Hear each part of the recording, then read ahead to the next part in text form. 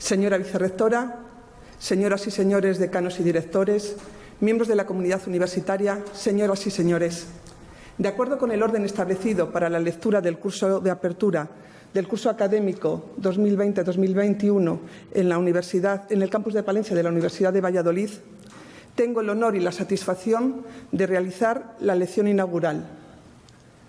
Antes de comenzar, quiero agradecer a la señora vicerrectora del campus y al señor director de la Escuela Técnica Superior de Ingenierías Agrarias de Palencia el encargo que me han hecho. El título que he elegido para esta importante ocasión es «Los suelos, la delicada y extraordinaria piel del planeta». Esta temática refleja una de las mayores preocupaciones en mi carrera de investigación y de docencia y, sobre todo, también está directamente relacionada con las líneas de investigación que llevamos a cabo en el área de edafología y química agrícola y en el grupo de investigación reconocido Suelos, Calidad y Sostenibilidad que coordino.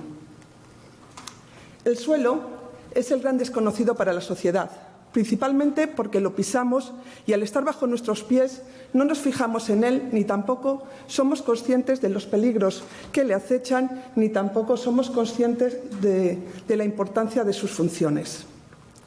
Además, el suelo es sinónimo para muchos de suciedad. Por eso resulta difícil el reconocimiento de su aportación a la economía y al medio ambiente. Sin embargo, el suelo es indispensable para la vida en la tierra. Influye sobre el medio en el que se ubica y también repercute en las actividades sociales y económicas de los grupos humanos que se asientan sobre él. Voy a plantearles una pregunta que me imagino que la mayoría de ustedes jamás se han realizado y posiblemente la respuesta a esta pregunta les resulte sorprendente. ¿Cuánto tiempo tarda en formarse el suelo?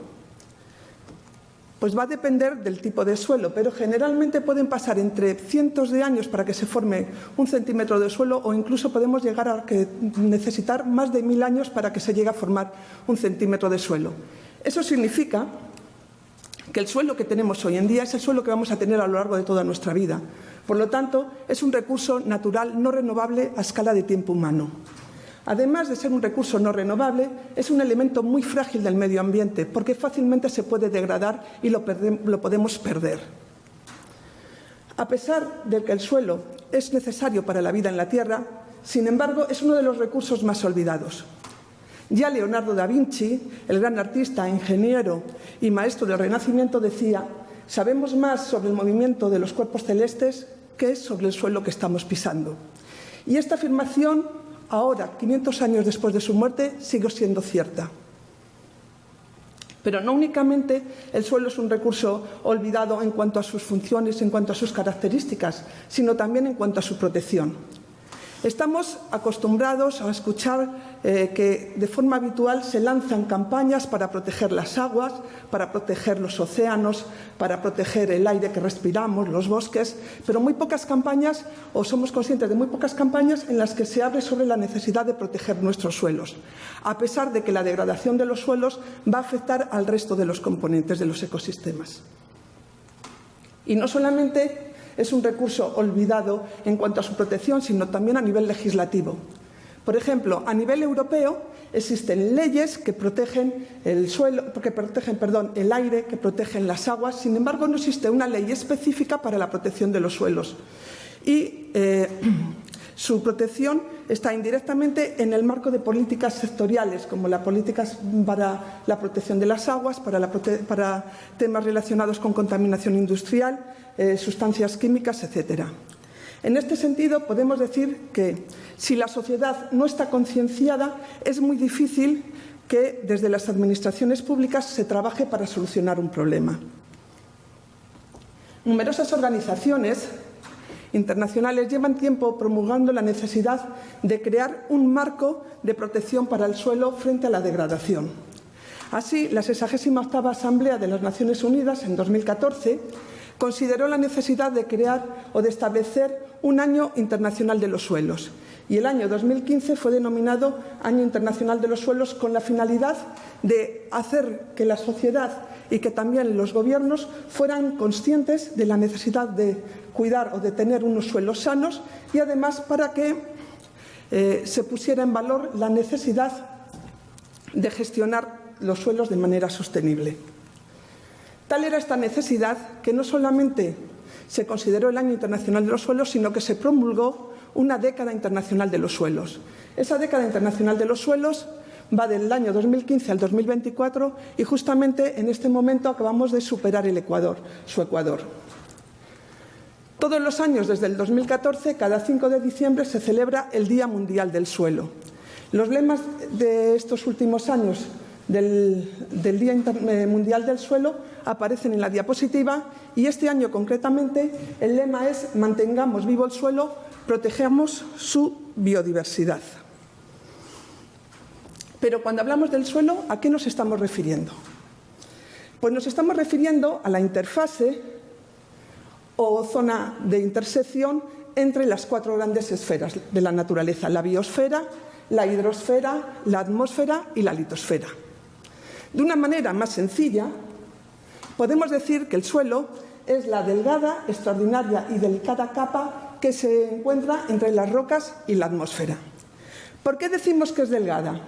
Bueno, pues el suelo, aunque puede tener unos espesores de varios centímetros a incluso varios metros, sin embargo, ese espesor es ínfimo en comparación, por ejemplo, con el diámetro de la Tierra o si lo comparamos con el espesor de la corteza terrestre. Sin embargo, esta capa es extraordinaria. Es extraordinaria porque interviene en procesos necesarios para la vida. Y además, muchas veces estos procesos los damos por sentado. Sostiene la producción de alimentos, fibras y combustibles, almacena y filtra agua, son fuentes de medicina y recursos genéticos y es el hábitat de numerosos organismos vivos y además nos ayuda a combatir y adaptarnos al cambio climático. Y decimos que el suelo es una capa delicada porque está sujeta a procesos de degradación, tanto naturales como antrópicos. Cuando hablamos del suelo, estamos utilizando un término genérico, pero realmente estamos englobando en él una gran diversidad de suelos. He elegido esta diapositiva en la que se puede ver el mapa de suelos de Europa para que seamos conscientes de los numerosos colores que aparecen en ese mapa. Cada uno de estos colores está representando un grupo de suelos de referencia. En las fotografías que aparecen a ambos lados de la diapositiva se muestran los perfiles edáficos de estos grupos de suelos de referencia. Un perfil edáfico es un corte vertical del terreno que nos permite diferenciar o ver el suelo en global y, por lo tanto, diferenciar los horizontes que componen ese suelo. Una simple visión a esta diapositiva nos permite darnos cuenta de que hay suelos muy grisáceos, blanquecinos, por ejemplo en los gipsisoles, suelos más rojizos, con horizontes más rojizos, por ejemplo en los cambisoles o en los lubisoles. Tenemos suelos también más oscuros, más negros, como en el caso de los vertisoles o los umbrisoles. Esta apariencia de colores distintos, si fuéramos capaces de tocar el suelo, nos daríamos cuenta de que también presentan texturas distintas y son reflejo de sus propiedades y de las funciones que van a representar en la naturaleza, que también van a ser diferentes. Por lo tanto, cuando hablamos de suelos, estamos hablando de una gran edafodiversidad, diferentes suelos que nos podemos encontrar en la naturaleza, y cada uno con unas funciones, unas características distintas. Con esta diapositiva, en la que muestro las acuarelas del edafólogo Kubina, el edafólogo austriaco Kubina, quiero señalar que los suelos, que los perfiles edáficos presentan una gran belleza. Como podéis ver, estos son acuarelas que este autor utilizó para su libro Claves sistemáticas de suelos y podemos observar una gran belleza de los perfiles edáficos que, como generalmente están bajo los pies, no nos fijamos en ellos.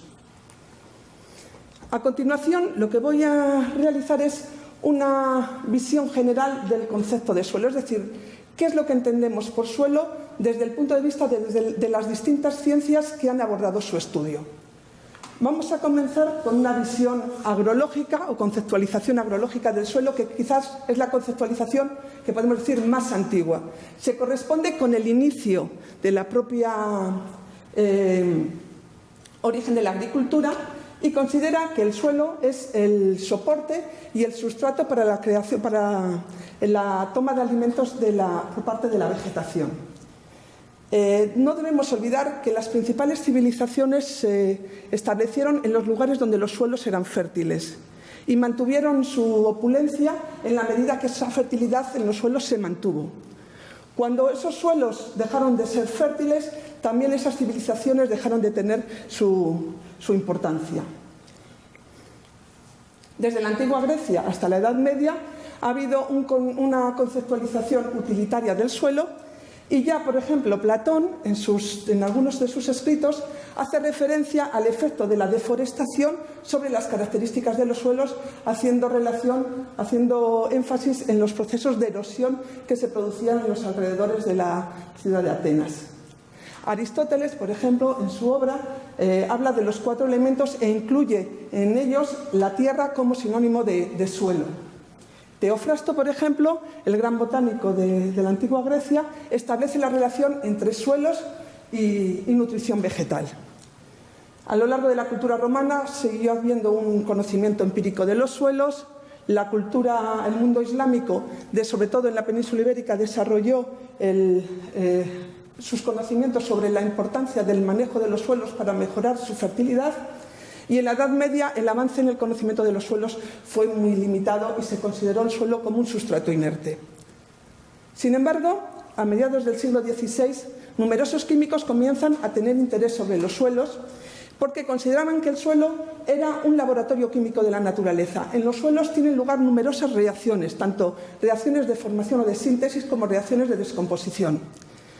Esta visión o conceptualización química de los suelos tiene su importancia sobre todo cuando empieza a aplicarse el método científico en el siglo XVII y cuando comienza a desarrollarse también los métodos analíticos que permiten conocer mejor el funcionamiento de los suelos.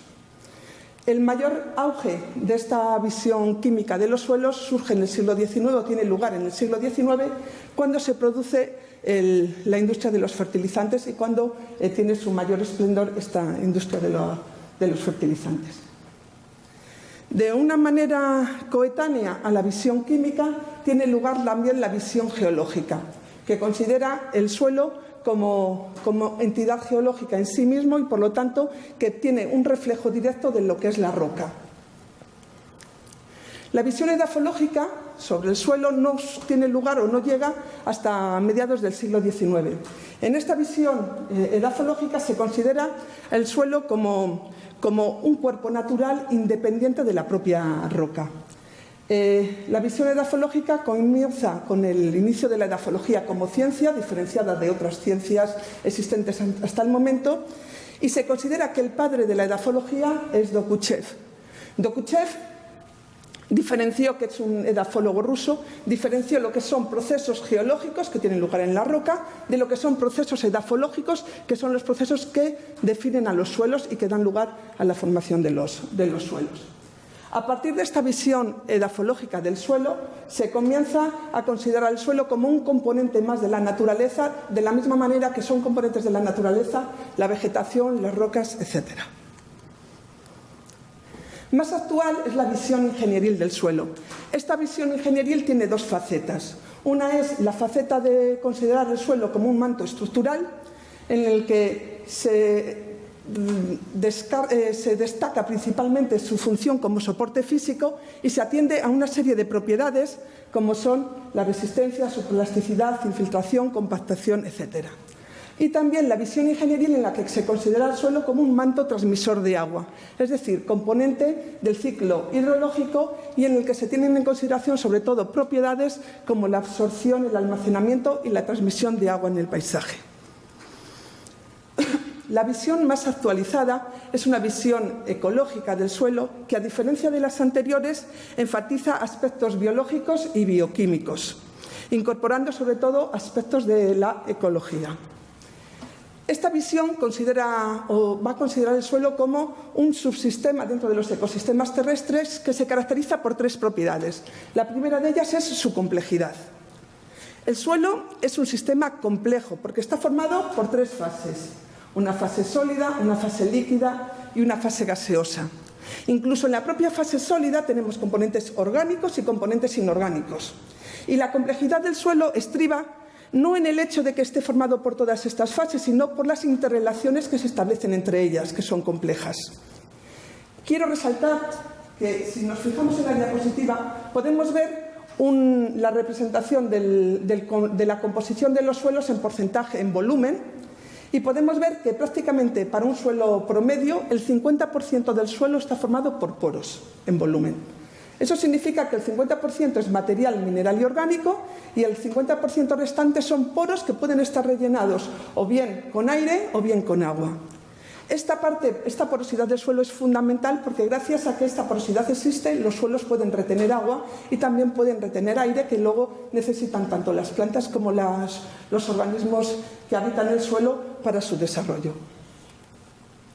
El suelo es un sistema también dinámico, es decir, los suelos evolucionan a lo largo del tiempo, aunque se necesite mucho tiempo para que realmente se desarrollen. Y el suelo, la tercera propiedad de la que estábamos hablando, es la permeabilidad.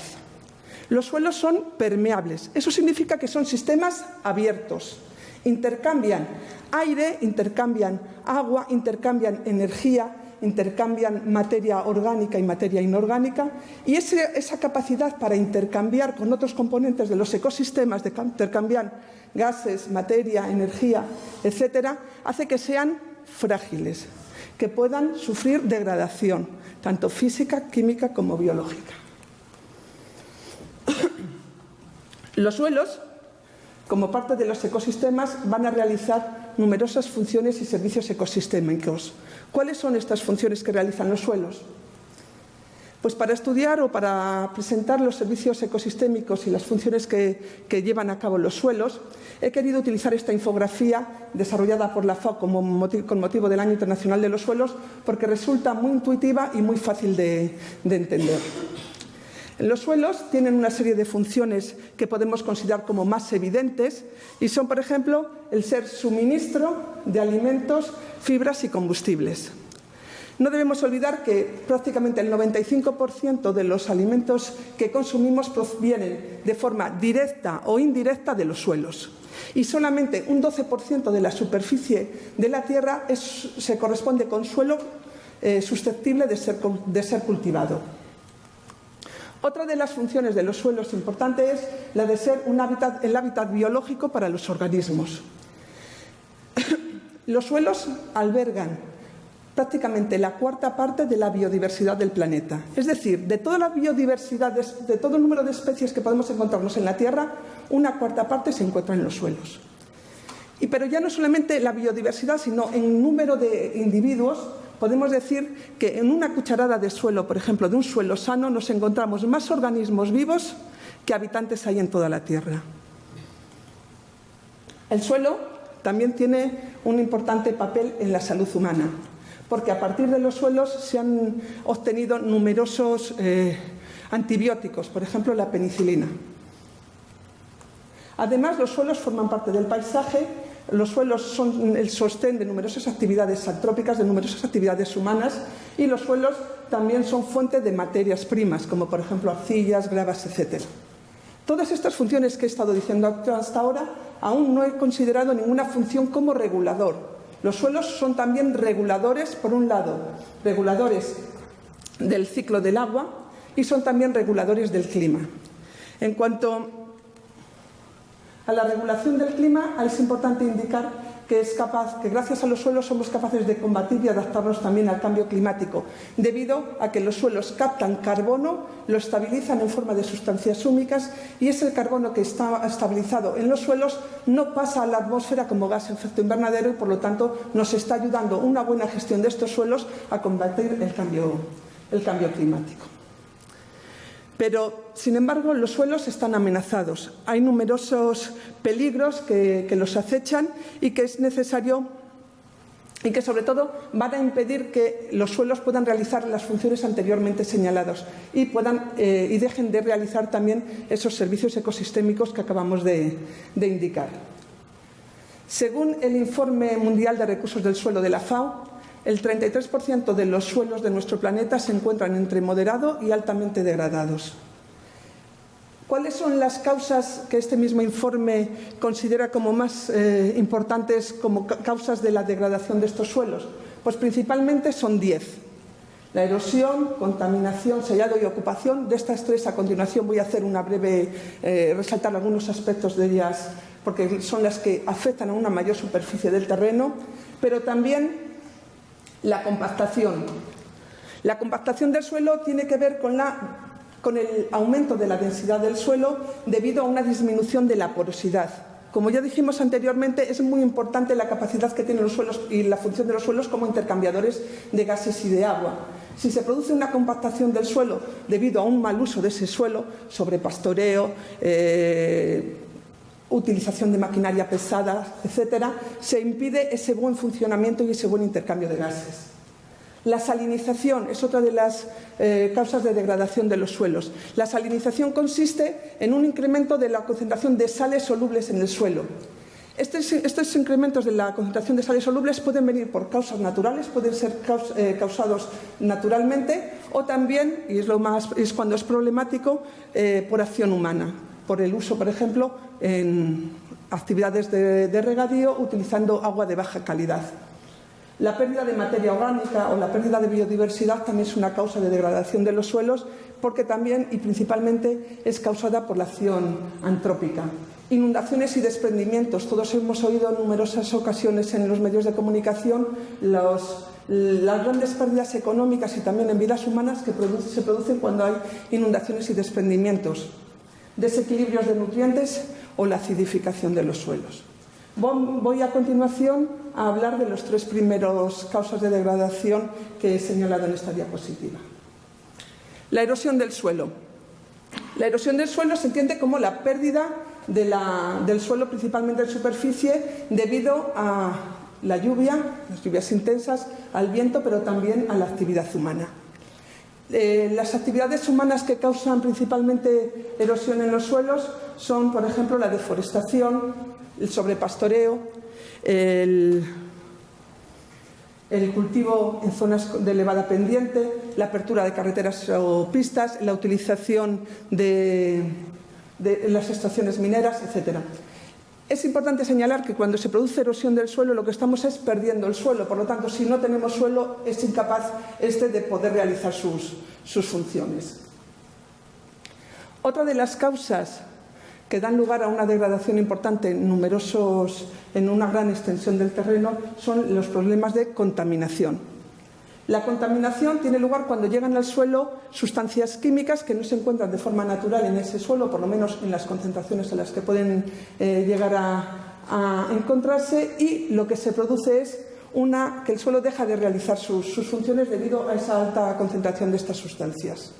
Las causas por las cuales se produce la contaminación de los suelos son muy variadas. Malas prácticas agrícolas, gestión inadecuada de residuos, lisiviación en vertederos, etc. Una de las cosas que es más importante resaltar es que los suelos poseen una gran capacidad amortiguadora. Eso significa que son capaces de filtrar y de absorber en su superficie esas sustancias contaminantes que les llegan. Y es quizás esa gran capacidad amortiguadora que tienen los suelos, su principal enemigo. ¿Por qué? Porque evitan que seamos conscientes de ese problema que se está acumulando, que se está generando en ese suelo. Y cuando ya somos conscientes, cuando ya ese problema se manifiesta, quizás es demasiado tarde. Por eso, en numerosas ocasiones se habla del suelo como bomba química de un suelo cuando se contamina, como bomba química del tiempo, porque el efecto se va a ver transcurrido un tiempo y ya la solución suele ser bastante más compleja que si se hubiera observado en el momento en el que se produjo esa adición de contaminantes. Otra de las cosas que suele pasar con la contaminación de suelos es que somos conscientes cuando ha habido o cuando se produce una gran catástrofe. Por eso quiero resaltar, por ejemplo, el caso de Aznalcóllar, que todos nos acordaremos. Fue en abril de 1998, se produjo la ruptura de una balsa de contención de una mina de pirita, de la mina de pirita de Aznalcóllar, y eso llevó a un gran vertido de lodos muy ácidos y con altos contenidos de metales pesados. Estos vertidos llegaron incluso al Parque de Doñana. Más recientemente, posiblemente también nos podemos acordar de él, sobre todo por las imágenes y las fotografías en tonos rojizos que veíamos en la televisión cuando se hacían eco los medios de comunicación de este hecho, fue la contaminación que tuvo lugar en Kolontar, Hungría, en octubre del 2010.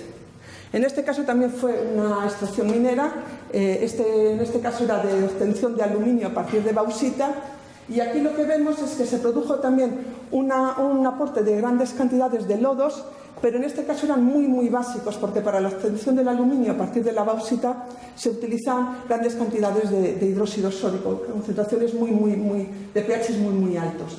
Y lo que observamos son unos paisajes muy rojizos porque estas aguas tenían también altas concentraciones de óxidos de hierro que dan esa coloración, óxidos de aluminio y óxidos de metales pesados muy contaminantes.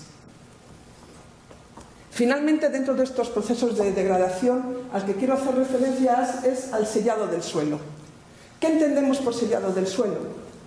Pues el sellado del suelo es la cubierta permanente de la superficie del suelo por un material impermeable. Este material impermeable puede ser, por ejemplo, el asfalto o el cemento. Entonces, generalmente estamos considerando que el sellado y la ocupación del terreno va unido de una manera directa con el desarrollo económico. Sin embargo, esta ocupación del terreno ha de ser sostenible y se ha de evitar que se ocupe todo el terreno y, sobre todo, que se estén ocupando terrenos que son muy fértiles, porque el sellado del suelo afecta en gran medida a la seguridad alimentaria, porque de una forma indiscriminada se están sellando y ocupando terrenos que son muy fértiles y que, por lo tanto, dejan de tener esa función para darnos alimentos y para poder ser utilizado en la agricultura. Otro problema del sellado del suelo tiene que ver con la escorrentía y el problema que luego da lugar a las inundaciones. Si se sella el suelo, si se tapa, se ocupa permanentemente su superficie, se impide que se produzca el intercambio de gases y de agua. Y, por lo tanto, cuando llegan fuertes lluvias, ese agua no puede entrar en el suelo, no puede ser almacenada en el suelo y se producen graves problemas de escorrentía y de inundaciones. En estas diapositivas, en estas fotografías, se ve un perfil edáfico sellado por una carretera y en esta otra fotografía se ve cómo cambia el paisaje, en este caso ha sido en 10 años, de terrenos cultivados a terrenos claramente asfaltados. Para finalizar, voy a hacer una pequeña referencia al papel de los suelos en los Objetivos de Desarrollo Sostenible 2030. Aunque los suelos son considerados como de segunda prioridad en la Agenda 2030 para el desarrollo sostenible, sin embargo, en 11 de los 17 objetivos aparecen los suelos de una manera más o menos directa. En 5 de ellos desempeñan un importante papel y son los que voy a continuación a indicar. Aparece en el objetivo 2, que es hambre cero. En este objetivo se hace referencia a la función del suelo para proveer alimentos. También aparece en el objetivo 3, salud y bienestar, y que indica la necesidad de disminuir o de hacer desaparecer la contaminación en suelos y la degradación de los suelos. El objetivo 6, agua limpia y saneamiento, hace referencia a la función del suelo como almacén y filtro de agua. En el objetivo 3, en acción por el clima, se plantea la necesidad de adoptar medidas urgentes para luchar contra el cambio climático y contra sus efectos. Y finalmente, en el objetivo 15, vida de ecosistemas terrestres, también aparece de una manera directa el suelo como hábitat para el desarrollo de numerosos organismos vivos y también como regulador de los ciclos biogeoquímicos de los elementos. Como hemos venido indicando a lo largo de esta presentación, los suelos están en peligro debido principalmente a la acción humana, ya sea por deforestación, sobrepastoreo, cambio climático, el uso insostenible de la tierra. Y si queremos que las generaciones futuras hereden suelos sanos, debemos de realizar una gestión sostenible de estos suelos. ¿En qué consiste esa gestión sostenible? Pues no me voy a detallar. No me voy a parar a detallar con detenimiento cada uno de los procesos o de los aspectos que incluirían una gestión sostenible, pero quiero resaltar algunos de ellos. Por ejemplo, aumentar el contenido de materia orgánica de los suelos facilitaría la gestión sostenible de estos, mantener la superficie de los suelos con vegetación, utilizar de una manera sabia los nutrientes, promover la rotación de cultivos, reducir la erosión de los suelos en general, Pero claro, podemos preguntarnos, vale, esto, quien gestione los suelos, quien tenga una actividad directa sobre el suelo, lo puede hacer. ¿Qué podemos hacer el resto? Pues los demás también podemos, de alguna manera, favorecer una gestión sostenible de los suelos, pues concienciando a la sociedad y a los gobernantes sobre la necesidad de llevar a cabo este tipo de gestión en los suelos. También apoyando políticas y medidas eficaces para proteger los suelos, fortalecer las iniciativas relacionadas con los Objetivos de Desarrollo Sostenible y promover la recopilación y seguimiento de los datos sobre suelos. Finalmente, voy a terminar con unos versos de Pablo Neruda, en los que el autor lamenta la pérdida del suelo y, por ende, también la pérdida de sus funciones, como es la de proveer alimentos. Volví a mi tierra verde y ya no estaba. Ya no estaba la tierra, se había ido. Con el agua hacia el mar se había marchado. Tierra, ¿qué darás a tus hijos, madre mía, mañana así destruida? Así arrasada tu naturaleza, así deshecha tu matriz materna. ¿Qué pan repartirás entre los hombres? Muchas gracias a todos ustedes por su atención y espero que a partir de ahora miremos con más atención el suelo que pisamos, nos percatemos y disfrutemos de su belleza, reconozcamos la importancia de los suelos para el medio ambiente, para la economía y para la sociedad y, sobre todo, espero que seamos conscientes de que es necesaria su protección y apoyemos un uso sostenible de los suelos. Muchas gracias.